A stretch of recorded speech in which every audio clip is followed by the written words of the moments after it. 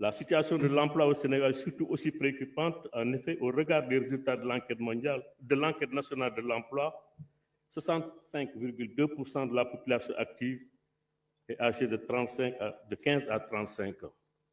C'est une cible très importante qui souffre de l'aridité du marché du travail au moment où l'on constate d'année en année une forte augmentation de la demande d'emploi.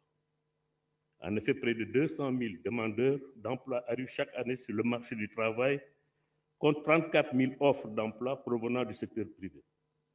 Le gap est important. Il a tendance à se renouveler chaque année. Le taux de chômage est aujourd'hui estimé à plus de 20% selon les chiffres de l'ANSD. Il faut d'abord noter le faible taux de qualification des demandeurs d'emploi. Plus de 30% d'entre eux sont dépourvus de formation, de qualification et d'emploi. Il y a aussi ensuite l'inadéquation entre la formation et l'emploi qui constitue un véritable boulet. Elle est l'origine de taux de chômage importants notés chez les diplômés de l'enseignement supérieur auxquels nous devons porter une grande attention au regard des ressources importantes mobilisées dans le secteur. Le faible niveau d'employabilité de cette cible, qui s'explique par l'insuffisance de la formation duale école-entreprise, pousse cette dernière soit à intégrer très vite le secteur informel, grossissant ainsi le taux de sous-emploi, ou alors à prendre le chemin de la migration. Ceux qui ont la chance d'arriver sur place, bien sûr, occupent souvent des emplois précaires, atypiques, sans lien avec leur formation. En un mot, le taux d'occupation des jeunes reste encore très faible, tout comme le taux d'absorption des demandeurs d'emploi par le secteur privé. Les interventions du gouvernement portaient moins sur une véritable politique de promotion des différents gouvernements qui se sont succédés plutôt. Portent moins sur la promotion de l'emploi, grandeur nature, que sur la mise en œuvre de quelques programmes de lutte contre le chômage des jeunes Sénégalais, en particulier des jeunes diplômés d'études supérieures. Il en fut ainsi avec principalement les programmes d'insertion des maîtrisables de 1981 à 1986, la première génération d'actions d'insertion dans le cadre de la Convention État employeur en 1987, des petits projets de création d'emplois par l'ex-délégation à l'insertion 1988-1994, les projets d'aide à la création d'emplois qui sont mis en place jusqu'à maintenant par une demi-douzaine de structures que je ne vais pas citer, agences, programmes, fonds spécialement mis en place. Malgré ces heureuses initiatives, les résultats obtenus sont très faibles en termes de création d'emplois productifs, rémunérateurs et durables.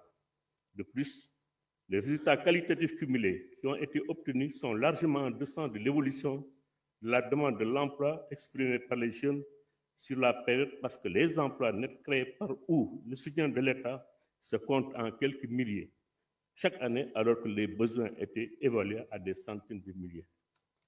Excellence. À la lumière du schéma de rationalisation et d'optimisation des outils et mécanismes de promotion d'emploi auxquels vous avez appelé de tous vos voeux, il nous plaît de soumettre à votre appréciation les suggestions ci-après. Celles-ci s'articulent dans un certain nombre de stratégies axées sur l'amélioration du dispositif institutionnel, le renforcement de l'employabilité des jeunes et le développement de l'auto-emploi des jeunes. Le premier point, il nous faut matérialiser votre idée de mise en place d'un système d'information sur le marché du travail rappelé à l'occasion du Conseil des ministres de mars dernier. Ce dispositif intégré vise à faciliter l'accès à l'information des jeunes sur la base d'une unification des bases de données nationales de demandeurs, un service de proximité et un maillage complet du territoire national. Ensuite, améliorer la mise en cohérence des interventions dans la gouvernance du secteur de l'emploi et de l'employabilité des jeunes, où les acteurs partagent un cadre de référence précis avec des indicateurs et des objectifs de performance soutenus.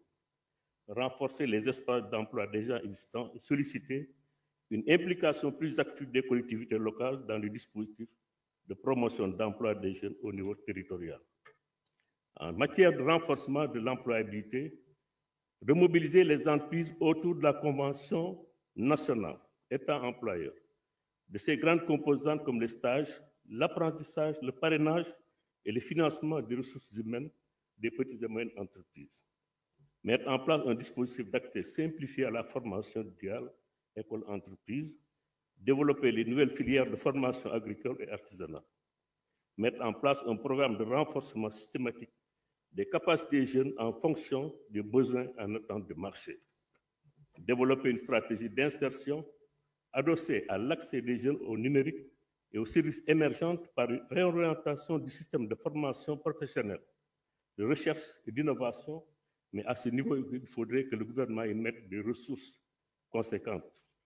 Mettre en place un fonds dédié à l'employabilité des jeunes dont les ressources seront essentiellement constituées à partir d'un pourcentage tiré des taxes sur l'alcool, le tabac, la téléphonie mobile, mais également sur l'épargne à long terme, comme le font certains pays, en rapport bien sûr avec certaines organisations, certains organismes comme la CDC, les institutions de prévoyance sociale. Nous pouvons créer un fonds qui permettrait à financer des emplois, des projets porteurs d'emploi.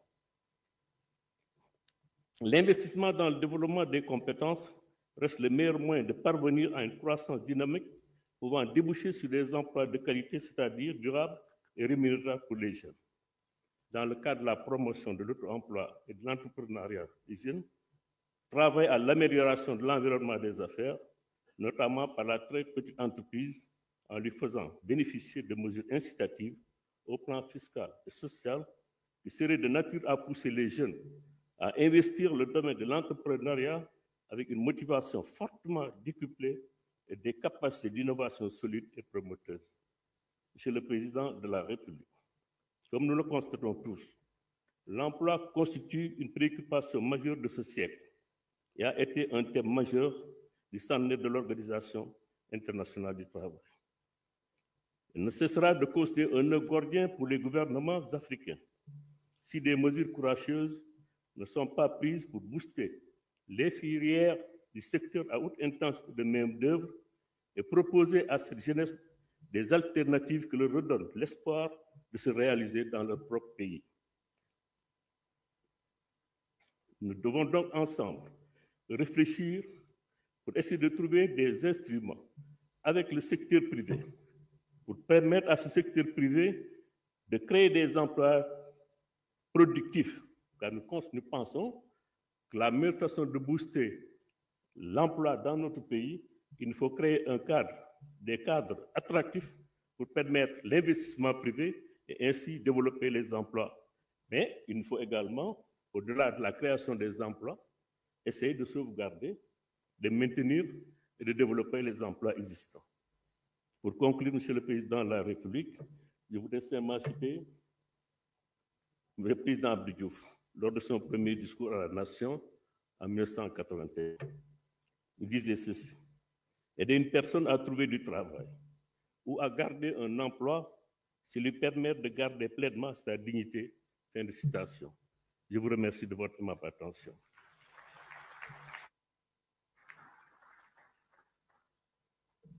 Merci beaucoup, Monsieur le Secrétaire général. Merci pour cette contribution au nom des travailleurs du Sénégal. Et nous voyons vos collègues secrétaires généraux avec nous dans cette salle. Nous voudrions les saluer et dire que vous poursuivrez également la réflexion dans les tables rondes qui vont suivre dès après cette cérémonie. Nous aurons donc entre aujourd'hui et demain 6 tables rondes pour passer une revue complète donc de l'ensemble des thématiques sur l'emploi et sur l'employabilité. Mais en attendant, nous allons poursuivre les allocutions et je vais à présent inviter Monsieur Adama Lam à venir prononcer son discours, président de la Confédération nationale des employeurs du Sénégal. Merci d'accueillir, mesdames, messieurs, Monsieur Adama Lam.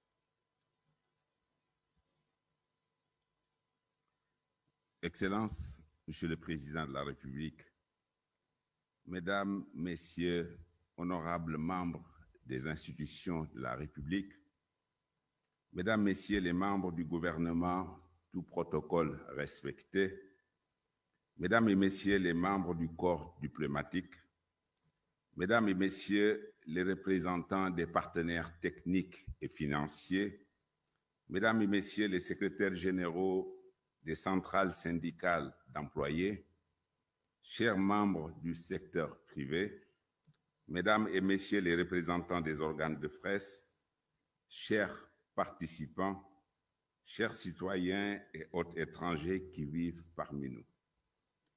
J'ai l'insigne honneur de porter aujourd'hui la parole du secteur privé, de tout le secteur privé, à l'occasion de l'ouverture officielle de la 4e conférence sociale dont le thème central porte sur emploi et employabilité, défis et perspectives pour un Sénégal souverain, juste et prospère. Le thème retenu cette année répond d'une part à la volonté de l'État de promouvoir le capital humain et l'équité sociale, principe érigé dans l'axe 2 du nouveau référentiel Vision Sénégal 2050, et d'autre part, il continue d'alimenter une actualité brûlante, à savoir la problématique récurrente de l'emploi des jeunes. La résolution des problèmes liés à l'emploi et à l'employabilité revient à permettre à l'État et au gouvernement de bénéficier de plus de stabilité et de paix sociale, de plus d'investissements et d'impôts perçus. Elle permet également de répondre aux attentes chaque jour plus pressantes des jeunes qui arrivent annuellement sur le marché du travail et enfin de favoriser le développement et la compétitivité de nos entreprises. Excellences, Monsieur le Président de la République, Mesdames, Messieurs, le tripartisme État-employeur-employé, vecteur d'échanges co-constructifs, sincères et nourri par un élan patriotique est par excellence l'expression d'une démocratie mature, d'un commun vouloir de vie commune et d'une solidarité, gage d'une paix sociale durable. C'est de mon point de vue l'essence même du projet de transformation 2050 et de sa déclinaison en stratégie 2025-2029. Ce tripartisme nourri par des concertations régulières entre partenaires sociaux révèle une forte volonté commune d'aller en profondeur dans la recherche de solutions qui dépassent les paroles pour s'attaquer aux véritables maux de notre société et rebâtir notre pays fortement perturbé par un ensemble de facteurs exogènes et endogènes. Ces derniers, nous pouvons, à défaut de les maîtriser totalement, les contrôler pour tracer notre voie avec nos propres forces. C'est le concept d'endogénéisation de notre économie, ce qui ne signifie nullement s'enfermer ou vivre en autarcie. S'enraciner tout en étant ouvert, un concept certes d'un temps passé, mais combien d'actualité, qui réclame un discours de vérité, un changement profond de paradigme et d'état d'esprit, mais surtout passer aux actes pour que l'offre politique qui a enthousiasmé la majeure partie des Sénégalais se traduise par des réalisations concrètes de changer la vie de nos concitoyens. Sans pour autant anticiper sur les travaux et conclusions des tables rondes thématiques qui seront organisées au cours de ces 2 journées, nous pensons que la contribution du secteur privé dans la création d'emplois sous-entend une autre compréhension, à savoir comment le gouvernement et les forces vives pourraient-ils contribuer pour que le secteur privé retrouve sa vraie place de créateur d'emplois. C'est à notre avis la meilleure formulation parce que le secteur privé est le moteur de la création d'emplois. Je vais donc axer mes réflexions dans ce sens pour jeter les bases des prérequis pour booster la création d'emplois dans notre pays. L'affirmation par des voies autorisées que le secteur privé occupe une place fondamentale dans la transformation de notre économie ne fait pas l'ombre d'un doute dans notre esprit. C'est une voie obligée en l'état actuel de notre économie. Mais c'est surtout un bon sens partagé qui milite pour une approche inclusive du privé dans la création d'emplois et plus exactement dans la création de richesses. L'État ne crée pas d'emplois est une forme imagée pour dire que même les emplois publics proviennent au plan originel de la collecte de l'impôt du secteur privé au sens large. Il est temps que les autorités, dans le respect des lois et règlements, développent avec le secteur privé une complicité positive qui fasse de l'économie une priorité des priorités et le principal levier de matérialisation des volontés et orientations des politiques publiques. C'est un préalable pour que le secteur privé puisse prendre le lead et jouer son rôle de créateur d'emplois décents et durables. Cette concertation permanente et franche entre le secteur privé et le secteur public nous manque profondément. Et si elle n'est pas corrigée, elle constituera un facteur rédhibitoire à toute volonté de cheminer ensemble pour l'atteinte des objectifs de développement fixés. Si le tout politique et la reddition des comptes sont des constantes dans une démocratie et une république, elles ne devraient cependant pas être incompatibles avec une relance économique concertée entre le gouvernement et son secteur privé. Créer de l'emploi par le secteur privé, dont c'est la vocation naturelle, suppose aussi un climat de confiance et de sérénité. Le secteur privé, principalement sa branche d'activité formelle, est traumatisé, Monsieur le Président. Et le mot n'est pas fort du fait des contrôles intempestifs et combinés qui s'abattent sans beaucoup de discernement sur nos entreprises. Certes, le respect des lois et règlements est non négociable. Il faut cependant le faire dans l'application intelligente du droit et faire fonctionner les voies de recours consacrées qui empêcheraient d'asphyxier les économies et les entreprises et par conséquent l'activité économique. N'oublions pas qu'en général, la lettre tue et l'esprit vivifie. Ne fragilisons pas davantage ces quelques milliers d'entreprises formelles citoyennes qui font déjà face à de nombreuses difficultés au plan interne et externe et qui ont toujours constitué le socle d'un civisme fiscal. Il nous revient fréquemment d'entendre que le secteur privé n'a pas d'argent, ou plus exactement le secteur privé local. L'argent n'est qu'un moyen parmi tant d'autres facteurs qui concourent au développement de l'activité économique. Ce qui développe réellement un pays, c'est d'abord l'esprit, le patriotisme, l'égalité des chances et une volonté inébranlable.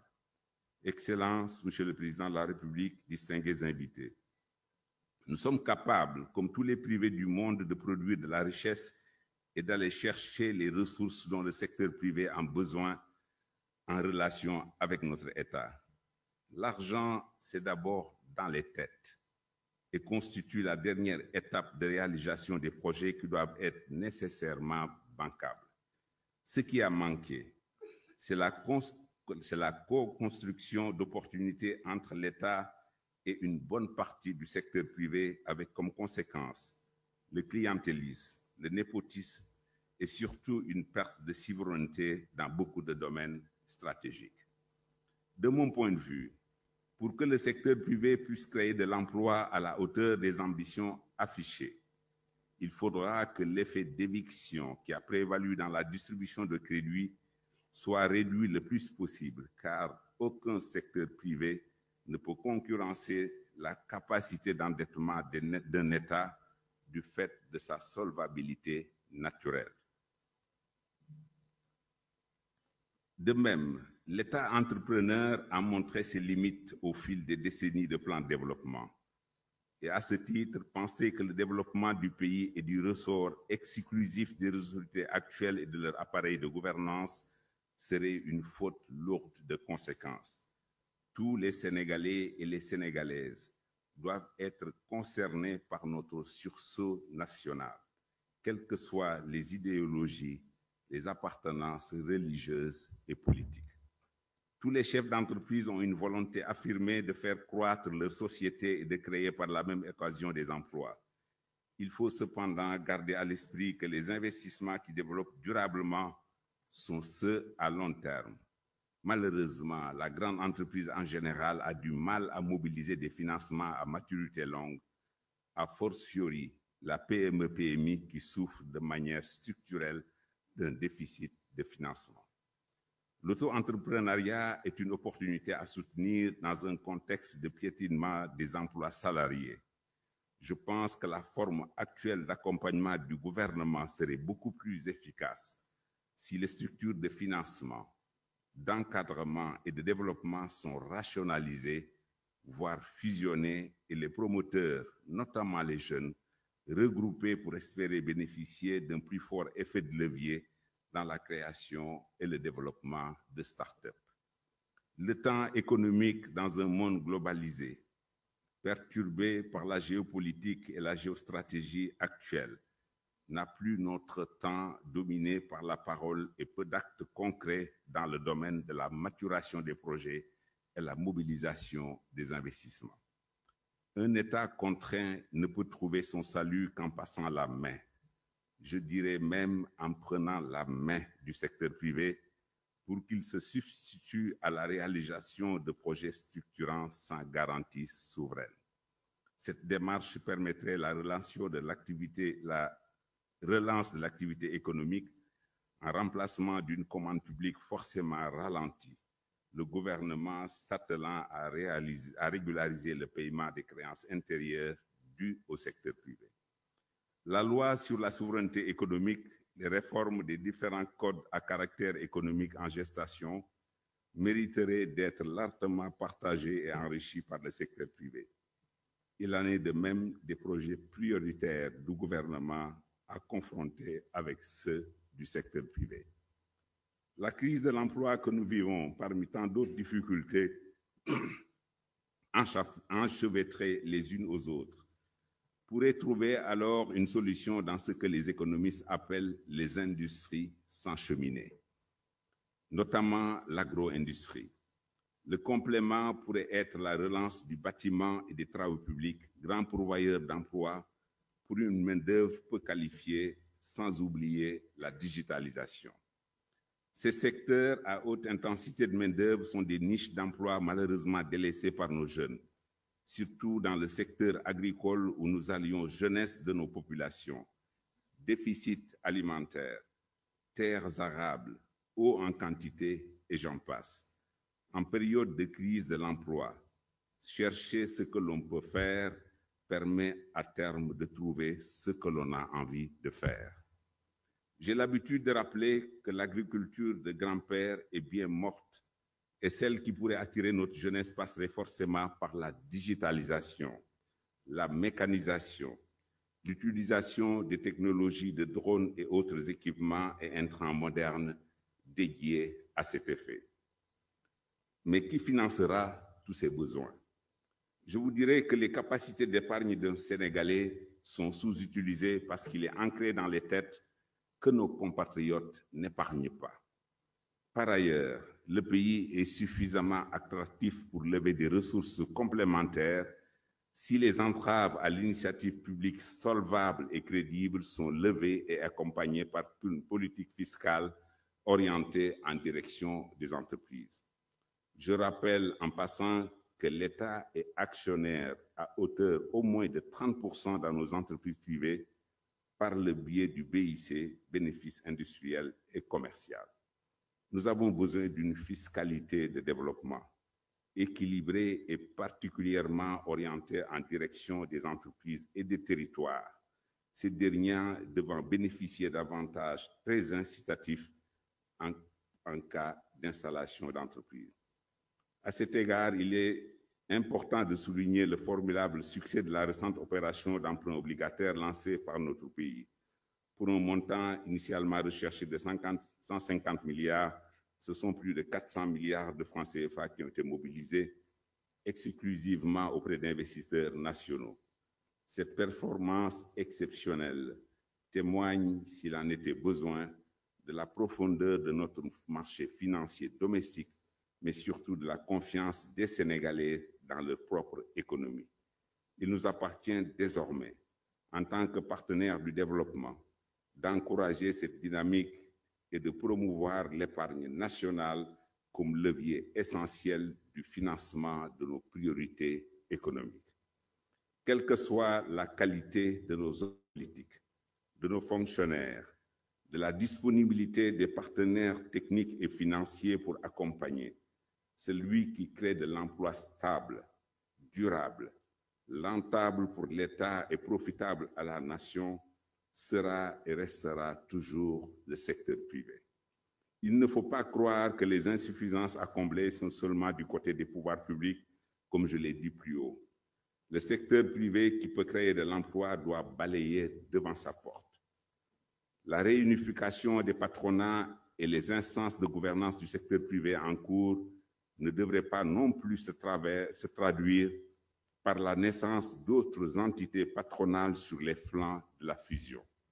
Le droit d'association est certes garanti par nos lois, mais il est de la responsabilité de l'État de fortifier et d'encourager la réunification pour avoir un seul et unique interlocuteur. Par ailleurs, il faut que le secteur privé accepte de prendre plus de risques en utilisant les réserves pour ceux qui en disposent afin de relancer l'activité économique, les potentialités du pays étant immenses. La faiblesse du secteur privé réside aussi dans l'atomisation des entreprises souvent informelles, chacun voulant être PDG de structures non viables économiquement. À titre d'exemple, la loi sur le contenu local et dont nous souhaitons la généralisation à tous les secteurs n'est pas pleinement exploitée par le secteur privé. C'est pourquoi, en complément de cette initiative, le patronat souhaiterait une présence des employeurs dans les instances de décision du COS Pétrogaz.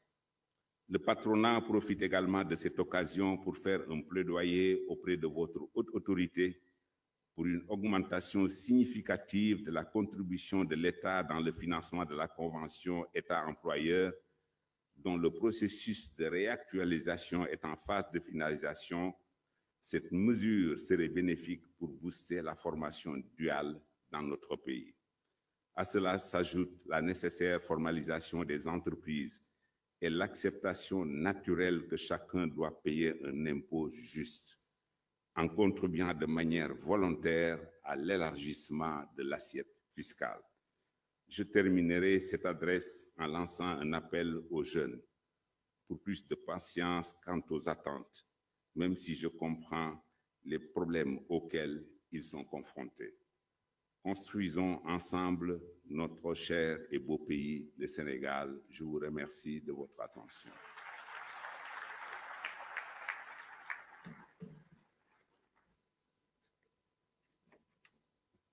Merci. Merci beaucoup, Monsieur Adama Lam, pour cette contribution donc au nom du secteur privé. Et nous allons compléter le tableau des interventions avec cette fois des partenaires qui ont toujours apporté leur concours aux différentes politiques de développement du pays, des partenaires qui jouent un rôle actif dans cette approche multisectorielle voulue par les autorités. Et c'est avec le coordonnateur résident du système des Nations Unies, Madame Aminata Maïga, sous vos applaudissements, s'il vous plaît.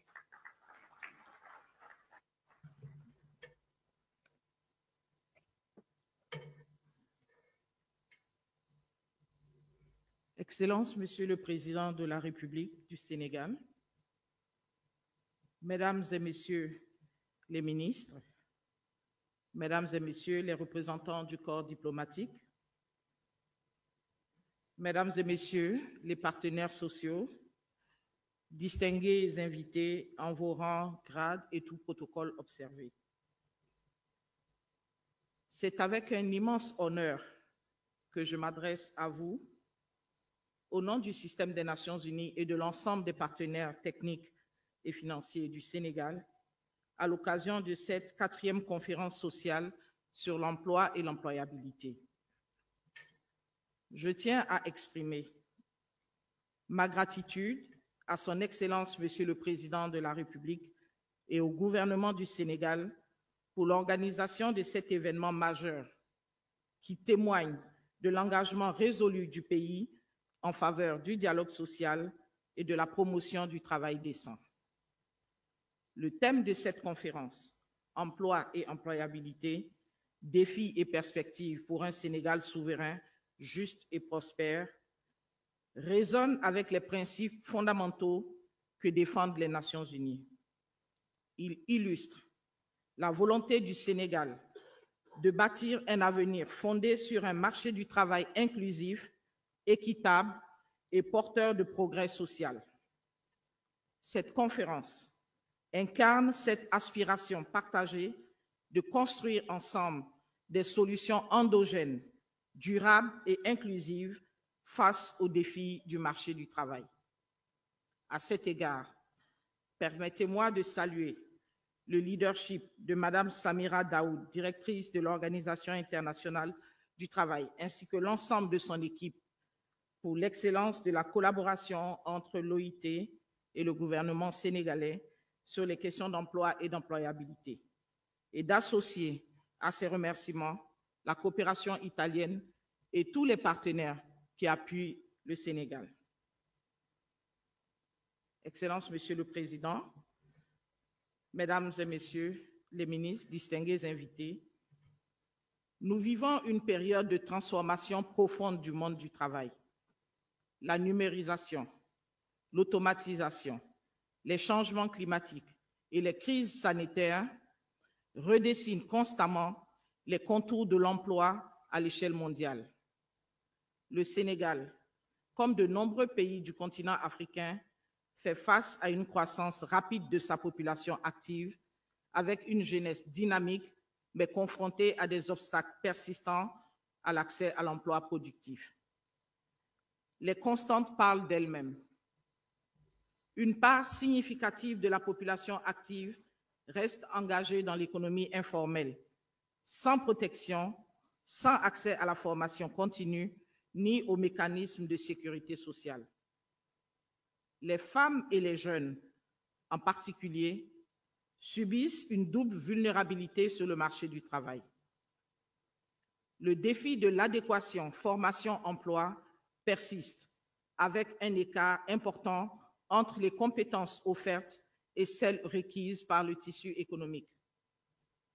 À ces réalités s'ajoutent les risques liés aux mutations technologiques, au changement climatique et aux chocs externes qui exigent des réponses stratégiques, inclusives et agiles. Autrement dit, le contexte actuel, marqué par des transformations économiques, technologiques et climatiques profondes, appelle une mobilisation collective renouvelée. Excellences, Monsieur le Président, Mesdames et Messieurs, le système des Nations unies au Sénégal, et en particulier l'Organisation internationale du travail, s'est toujours engagé à ce que chaque femme et chaque homme puisse accéder à un travail décent et productif dans des conditions de liberté, d'équité, de sécurité et de dignité. Dans cette optique, l'OIT a accompagné le Sénégal dans ses efforts de promotion du travail décent pour tous. Ces dernières années, en collaboration avec le gouvernement, les partenaires sociaux et les partenaires au développement, des actions concertées ont été menées pour renforcer les politiques actives de l'emploi, accompagner la transition vers l'économie formelle, valoriser l'entrepreneuriat des jeunes et des femmes, bâtir progressivement un socle de protection sociale et mettre en place des mécanismes de dialogue social inclusif et efficaces. Toutes ces initiatives s'inscrivent dans le cadre du plan cadre de coopération des Nations unies pour le développement durable sur la période 2024-2028 qui vise à soutenir la vision du Sénégal d'un développement inclusif et durable. Ces différentes initiatives ont montré que des résultats concrets sont possibles quand les pouvoirs publics, les travailleurs, les employeurs et les partenaires techniques et financiers agissent de manière coordonnée. Ces avancées témoignent de la détermination du Sénégal à placer l'emploi, l'amélioration des conditions de travail au cœur de ses priorités de développement.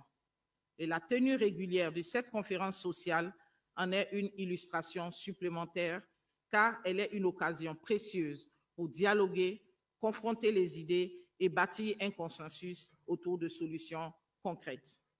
Excellences, Monsieur le Président de la République, distingués invités, pour bâtir ce Sénégal souverain, juste et prospère, auquel vous aspirez légitimement, permettez-moi de partager quelques réflexions sur les axes prioritaires qui méritent une attention particulière. Premièrement, renforcer la souveraineté économique tout en s'intégrant judicieusement dans l'économie mondiale. Cela implique de développer des secteurs stratégiques générateurs d'emplois, d'investir dans la formation aux métiers d'avenir et de valoriser les ressources nationales dans une perspective de développement endogène. Deuxièmement, promouvoir la justice sociale par l'extension de la protection sociale à tous les travailleurs, y compris ceux de l'économie informelle. Le système des Nations Unies défend avec conviction la nécessité de bâtir des socles de protection sociale universelle comme piliers de sociétés équitables et résilientes. Troisièmement, stimuler une prospérité partagée en veillant à ce que la croissance économique se traduise par des emplois décents pour tous. Cela suppose d'adopter une approche intégrée qui conjugue politique macroéconomique, développement des compétences, soutien aux entreprises durables et respect des droits fondamentaux au travail. Quatrièmement, accompagner la transition juste vers une économie verte et numérique. Le Sénégal a l'opportunité de positionner sa main-d'œuvre sur ces filières d'avenir tout en veillant à ce que personne ne soit laissé de côté. Et cinquièmement, investir massivement dans le capital humain, notamment par la formation professionnelle continue et l'adéquation des compétences aux besoins du marché du travail. L'employabilité durable est la meilleure garantie contre les chocs économiques.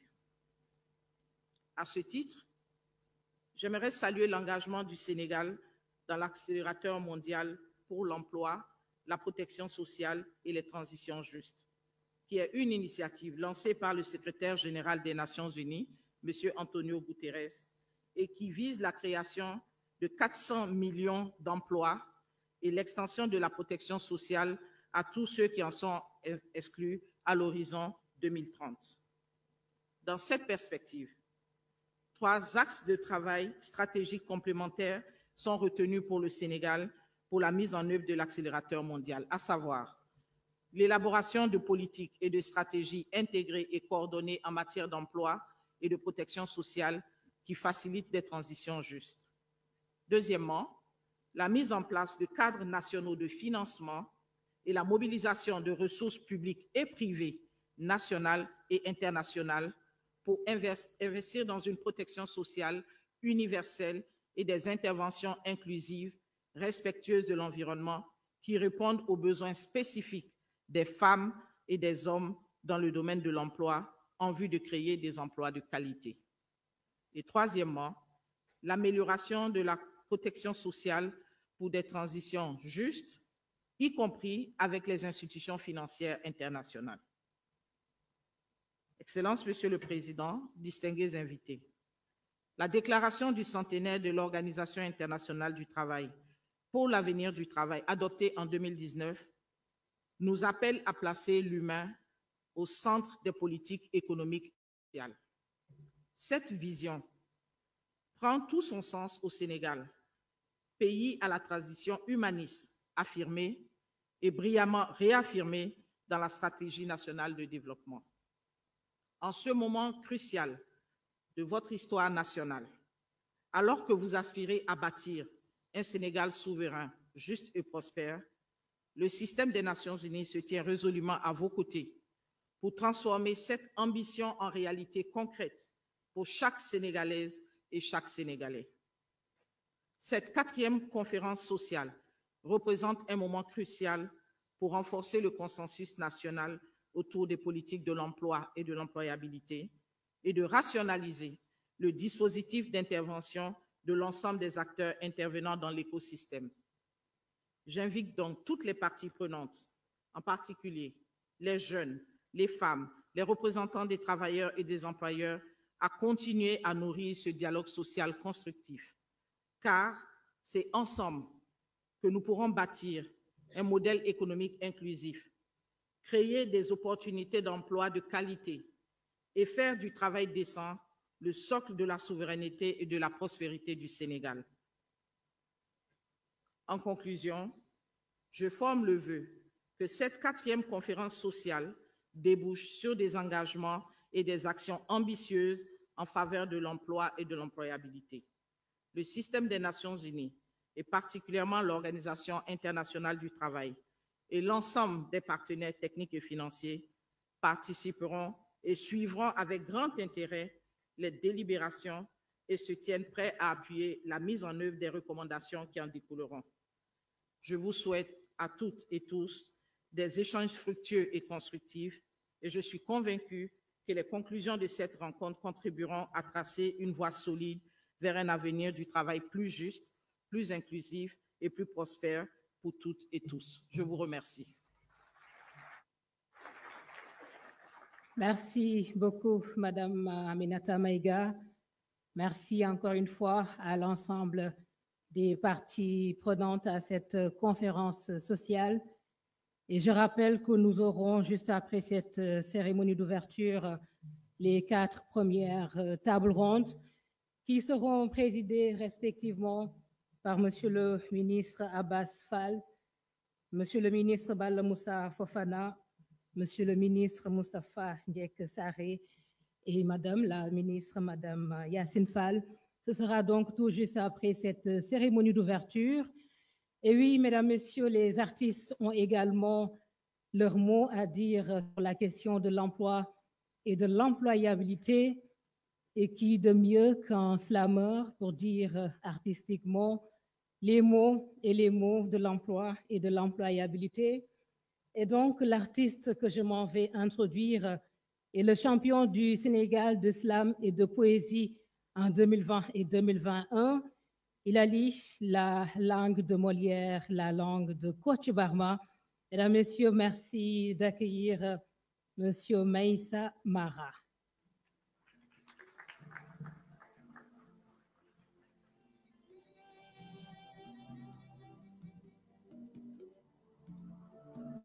Inadéquation. Inadéquation. Fracture entre savoir et besoin. Quand l'école parle latin, mais le chantier demande les mains. On forme un ciel quand le marché est en terre. Le diplôme plane, mais l'emploi est en galère. Mais l'État ne dort pas sur ses veines ouvertes. Il trace des routes. Chaque réforme est une alerte. Des filières reconnectées aux réalités locales, des agences, des fonds, des programmes de financement sans escale, publics, privés, sociétés civiles et syndicats en symbiose pour faire de l'insertion un moteur, pas une lueur. Sénégal bâti, pas à pas, un rêve durable où chaque talent devient ressource inépuisable. Car ici, l'ambition Sénégal 2050 n'est pas juste une idée, mais une vraie politique d'employabilité incarnée. Chaque voix compte, chaque idée détonne. À la croisée des chemins de la mondialisation, d'un monde qui bouge avec des interconnexions, agir vite et bien pour le plein emploi effectif, mais agir maintenant.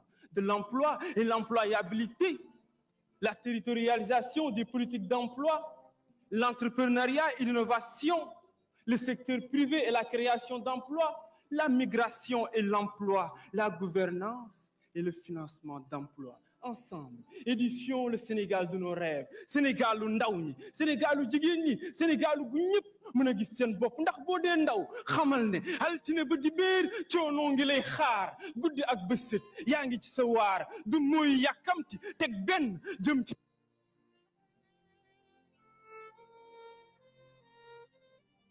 nga umpale ki far ak yow ndax tartar yi la wër ak yi la war saafara ko doon li war ndax waroo wor te ku waroo ak li nga war a warloo war nga ñi la wër coono ak nattu di njar bi dëgg sa xol ni yar ci yaramu ki amul yar saa yoo tàmbalee defar mu mel ni dañu lay kar teewul nga boole naqar ak tartar yi la wër sa war ci def la war waaye dina baax ndax tekki fii ci réew mi lu mën a nekk la dina baax te yoonu wut dafa bëri jam-jam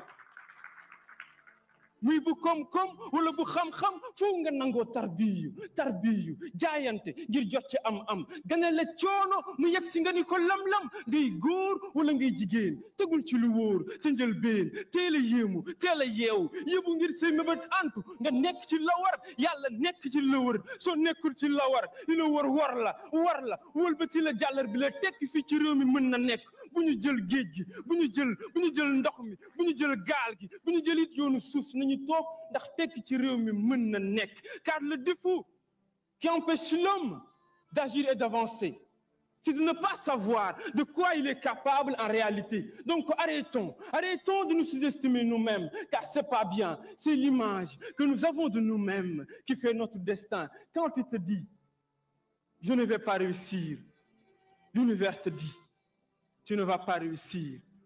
Quand tu te demandes, est-ce que je vais réussir? L'univers se demande, est-ce qu'il devrait réussir?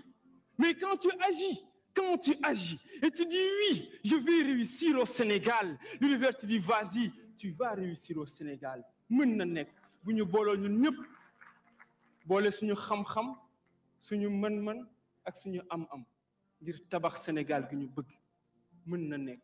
ñun ñëpp ñu gis suñu bopp ci réew mi salaamaaleykum merci beaucoup. Et si vous êtes d'accord qu'il est un vrai champion des mots, merci d'applaudir à nouveau.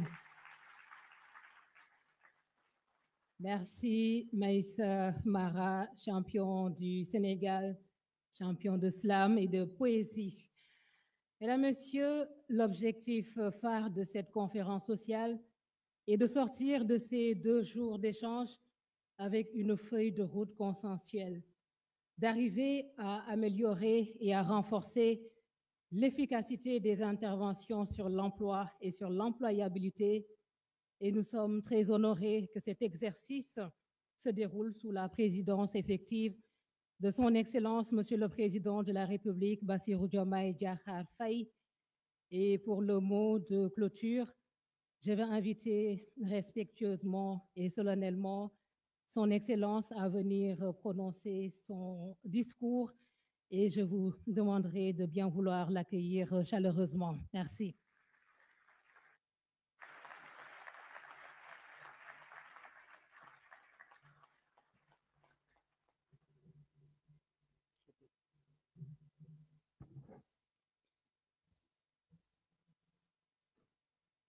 Monsieur le ministre du Travail, de l'Emploi et des Relations avec les institutions, Mesdames, Messieurs les membres du gouvernement, Excellences, Mesdames, Messieurs les membres du corps diplomatique, Madame la coordonnatrice du système des Nations Unies au Sénégal, représentant le Bureau international du travail, Mesdames, Messieurs les représentants des partenaires techniques et financiers, Messieurs les présidents des organisations d'employeurs, Mesdames, Messieurs les secrétaires généraux de centrales syndicales de travailleurs, Mesdames, Messieurs les secrétaires généraux de syndicats, chers travailleurs, Mesdames et Messieurs.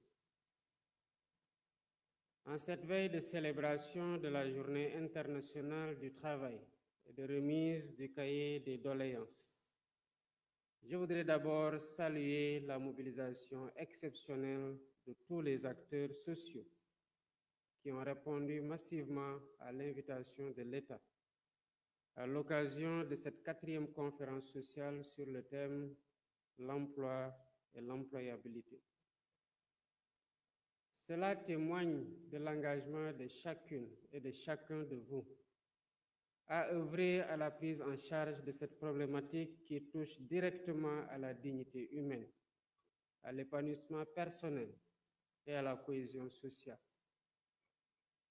Cette conférence se déroule dans le contexte du renouveau du dialogue social dans notre pays, marqué récemment par la rencontre tripartite gouvernement, syndicats et patronat sous la présidence du Premier ministre et ayant permis de définir les contours d'un nouveau contrat social pour une croissance inclusive et durable. Pilier essentiel de la stabilité sociale et du développement humain, l'emploi constitue un garant solide du droit à une vie décente. Mais trouver un emploi qualifié requiert un ensemble de compétences, de qualités et d'aptitudes. C'est ce qu'on appelle l'employabilité.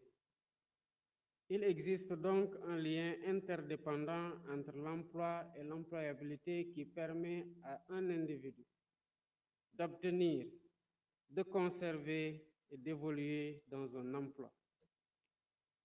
C'est un défi permanent face aux bouleversements technologiques majeurs que connaît notre époque, notamment avec l'essor fulgurant de l'intelligence artificielle et l'utilisation croissante des robots et des services automatisés à la place des humains. Ces évolutions posent avec acuité la question de l'avenir du travail et les compétences de demain. Mesdames, Messieurs, le constat dressé par l'Organisation internationale du travail est déjà alarmant. Un jeune sur 5 dans le monde est sans emploi, sans formation, sans éducation. L'Observatoire de l'OIT nous dit que 453 millions de personnes sont en déficit d'emploi dans le monde et 191 millions de personnes en chômage en 2023. Cette réalité douloureuse exige une mobilisation immédiate, coordonnée et déterminée à l'échelle nationale et internationale. C'est pourquoi, depuis le sommet des chefs d'État et de gouvernement tenu à Ouagadougou en septembre 2004, les États signataires de la Convention numéro 122 de l'Organisation internationale du travail se sont engagés à créer un cadre favorable à l'emploi pour tous. La Banque mondiale, consciente du phénomène, a appelé à lever les obstacles à l'emploi, indiquant que les pays en développement doivent créer 600 millions d'emplois supplémentaires d'ici 2030 pour accompagner leur croissance démographique. L'objectif de développement durable numéro 8 des Nations Unies souligne également la nécessité de promouvoir des emplois décents et durables pour stimuler une croissance économique inclusive. Le Sénégal, à l'instar de plusieurs pays, est également confronté au défi de l'emploi et de l'employabilité, marqué par une démographie croissante, une population très jeune et une économie dominée par le secteur informel. Malgré plusieurs initiatives et programmes en faveur de l'emploi, les résultats obtenus à ce jour sont peu satisfaisants. Les chiffres du dernier recensement de la population et de l'habitat de 2023 indiquent clairement l'ampleur du défi. 75% ont moins de 35 ans. Un taux d'emploi urbain de 44,3%, contre seulement 33,6% en milieu rural. Une disparité préoccupante entre les hommes et les femmes, ces dernières étant particulièrement frappées par le chômage avec un taux de 36,7%. Un diagnostic sans complaisance du dispositif institutionnel a révélé des limites majeures, liées notamment à l'absence d'une réelle politique nationale d'emploi, l'inexistence d'un observatoire national pour l'emploi et la formation professionnelle, la faible articulation entre les politiques d'emploi et les politiques de croissance et de développement, l'inexistence d'un système d'information intégré et porté à maturité, l'insuffisance de la coordination entre les structures et les programmes existants, la faible territorialisation des politiques publiques liées à l'emploi, l'inadéquation entre les offres de formation et les besoins du marché de l'emploi, l'insuffisance des financements des programmes, la faiblesse de la promotion de l'entrepreneuriat dans les secteurs pourvoyeurs d'emplois tels que l'économie verte, l'économie numérique et l'artisanat. Face à cette urgence, il est impératif d'agir ensemble dans une démarche inclusive et pragmatique afin d'élaborer une feuille de route ambitieuse reposant sur un dispositif institutionnel adapté. La jeunesse de la population doit inciter davantage l'État et les acteurs économiques et sociaux à travailler ensemble pour promouvoir l'entrepreneuriat et l'insertion des jeunes demandeurs d'emploi. C'est à cela que s'emploie notre gouvernement depuis notre arrivée à la tête du pays. La problématique de l'emploi des jeunes est une de mes priorités. Elle est régulièrement inscrite à l'ordre du jour du Conseil des ministres et de nos activités au quotidien. Des mesures importantes ont été prises à cet effet, parmi lesquelles on peut citer l'instruction donnée à Monsieur le Premier ministre de coordonner l'élaboration d'une nouvelle politique de promotion de l'emploi et de l'employabilité, la finalisation en cours du nouveau pacte de stabilité sociale, indispensable pour asseoir dans les meilleures conditions l'attractivité du Sénégal, le développement du secteur privé, la relance de l'économie et le déploiement des stratégies et politiques innovantes de promotion de l'emploi. La révision de la Convention État-employeur pour l'adapter aux exigences actuelles du marché du travail, outre l'insertion de 3 500 jeunes en 2025. Les réformes en cours pour disposer de nouveaux codes du travail et de la sécurité sociale, afin d'assurer une meilleure protection sociale qui sera étendue aux acteurs de l'économie informelle. À cela s'ajoutent les initiatives en matière d'employabilité dans le domaine de la formation professionnelle et technique, avec notamment la mise en œuvre du programme de l'apprentissage de masse, le projet de formation pour l'autonomisation des femmes, le projet de formation des talibés dénommé Dara Atelier, la généralisation de l'internalisation des modules sur l'entrepreneuriat dans les filières de formation et l'insertion des centres d'incubation dans les établissements de formation professionnelle et technique, le renforcement du dispositif innovant d'insertion des jeunes à travers les masterclass et les caravanes de l'insertion et la mise en place d'une plateforme nationale d'insertion professionnelle. Tout cela moulé dans la grande offensive pour la formation professionnelle. Mais pour méritoires que soient les actions menées, le défi ne peut être relevé que dans un climat social apaisé. C'est pourquoi il est important d'instaurer un dialogue responsable entre le gouvernement, les organisations d'employeurs et les organisations syndicales des travailleurs ainsi que la société.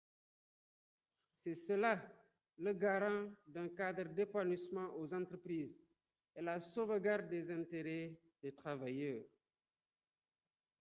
Le dialogue doit être permanent, surtout en temps de paix, qui offre plus de calme et de sérénité propice à des opportunités de résultats constructifs pour un environnement économique et social sain. Un climat social apaisé en milieu de travail contribue fondamentalement à l'accroissement de la productivité et de la compétitivité.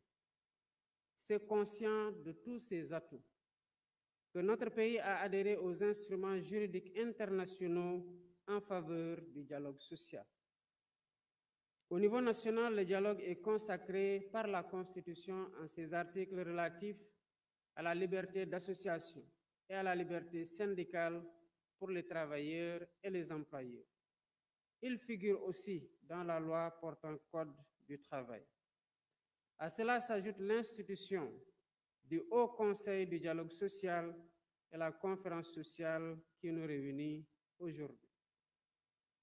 À vous, acteurs du monde du travail, soyez assurés que l'État sera à vos côtés pour consolider les cadres de concertation dynamiques.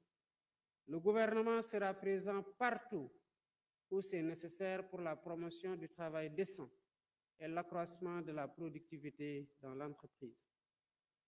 Mesdames, Messieurs, la revue thématique des 6 tables rondes prévues dans le cadre de vos travaux traduit la volonté de faire un état des lieux exhaustif de la situation de l'emploi et de l'employabilité, en abordant les aspects relatifs notamment à la territorialisation de la gouvernance, au financement, à l'entrepreneuriat, à l'innovation et à la migration de la main-d'œuvre. Il me semble important, à travers une approche multisectorielle et collaborative, de mettre l'accent sur quelques axes. Premièrement, identifier les contraintes, les opportunités et les actions prioritaires nécessaires à la promotion d'un marché de l'emploi dynamique, inclusif et durable. Deuxièmement, répondre aux besoins spécifiques des populations locales en optimisant les initiatives et en renforçant la gouvernance territoriale de l'emploi. Troisièmement, placer l'innovation et l'entrepreneuriat au cœur des actions de développement économique, avec une attention particulière aux startups technologiques et aux entreprises innovantes qui sont des moteurs essentiels de compétitivité et d'opportunités économiques pour la jeunesse à l'horizon 2050. Quatrièmement, définir des stratégies de gouvernance de la migration professionnelle pour garantir un recrutement équitable et maîtrisé. Cinquièmement, explorer de nouvelles voies pour améliorer la gouvernance du marché du travail et optimiser les ressources financières destinées à la promotion de l'emploi, notamment à travers le partenariat public-privé, les fonds d'investissement spécialisés et les technologies numériques. Mesdames, Messieurs, la lutte contre le chômage n'est pas seulement l'affaire de l'État. C'est un combat commun qui exige patience, détermination et cohésion. Cependant, il nous est permis de nourrir un réel espoir. Et la tenue de cette 4e édition de la conférence sociale sur l'emploi et l'employabilité suscite à juste titre beaucoup d'attentes auprès de notre jeunesse. À vous, jeunes du Sénégal, je tiens à affirmer que mon gouvernement est pleinement conscient de vos aspirations légitimes à contribuer au développement de vos familles, de vos communautés et de votre pays. Soyez assurés que, quelles que soient les difficultés rencontrées ou les circonstances, l'État restera fermement engagé à vos côtés.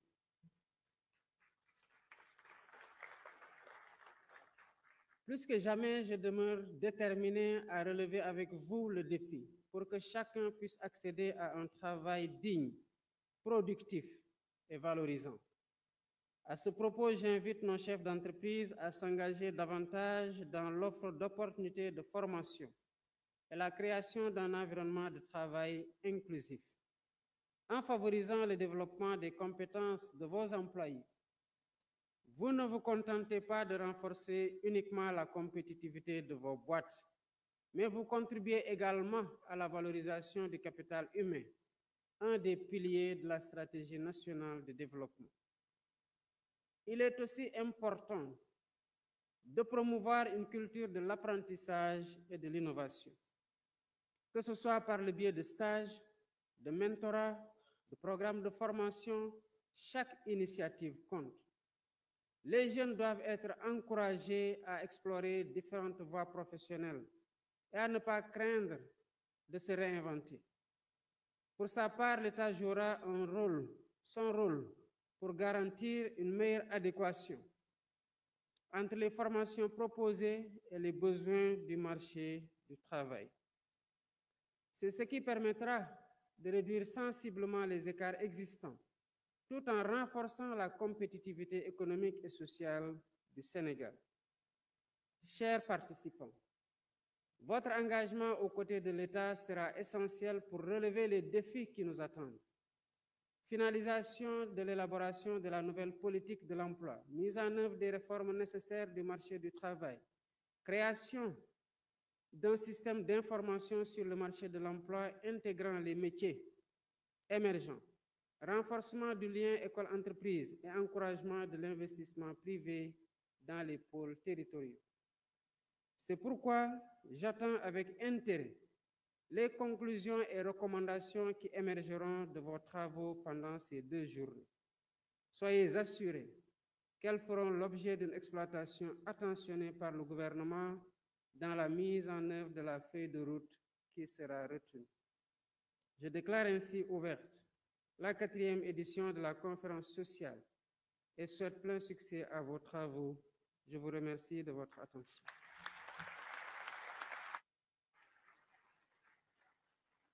Merci beaucoup, Excellence, pour ce message et ces orientations qui vont guider et éclairer les actions de chacun. Mesdames, Messieurs, je vous demanderai de rester assis et de permettre à son Excellence de se retirer. Et nous allons poursuivre après les travaux.